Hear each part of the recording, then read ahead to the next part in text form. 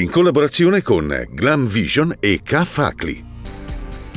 Maltempo, l'ingegnere ambientale Poletti. In Emilia-Romagna, un evento senza precedenti. In 5 giorni è caduta la pioggia di 6 mesi. Sugli Appennini, bloccato un ciclone extratropicale. Tragedia in Brasile, il trentino Marco Nastasi muore a 38 anni, è annegato, travolto dalle onde dopo un tuffo in mare.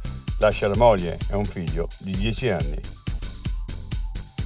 E tragedia sul lavoro, la vittima è Mirko Balzano, è precipitato da 60 metri dalla funivia, si è spezzata la corda di sicurezza.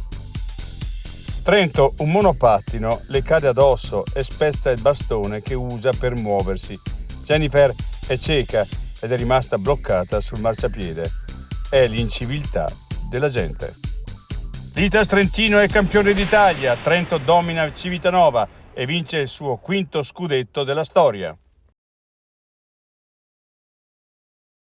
I difetti visivi sono tanti: miopia, astigmatismo, ipermetropia. Il pregio è correggerli con occhiali davvero glam. Con Glam Vision puoi prenotare l'analisi gratuita della vista e poi sfoggiare i tuoi nuovi occhiali che possiamo creare per te. Scopri di più su glamvision.it.